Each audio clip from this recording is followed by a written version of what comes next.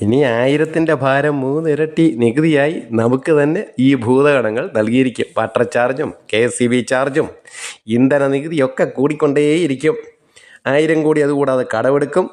ഇപ്പം തന്നെ 6 ലക്ഷം കോടിയായി കടം. 10 പൈസയുടെ വ്യവസായ വളർച്ചയില്ല.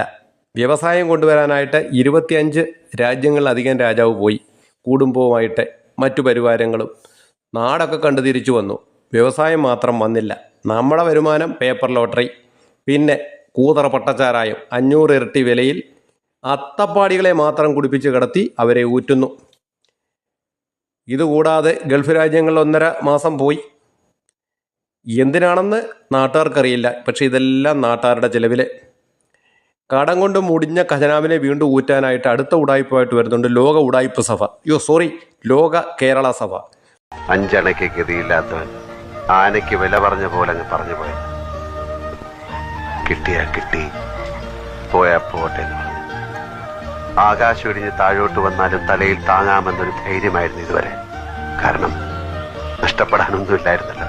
വലിയ മിടുക്കനാണെന്ന് ചിലപ്പോഴൊക്കെ ഞാൻ സ്വയം കരുതിയിരുന്നു. പക്ഷെ ഇപ്പം മനസ്സിലായി, നമുക്ക് നിയന്ത്രണമില്ലാത്ത ചിലതൊക്കെ നമ്മളിൽ തന്നെ ഉണ്ടെന്ന്. അവിടെ ബുദ്ധിക്കും സൂത്രത്തിനും ഒന്നും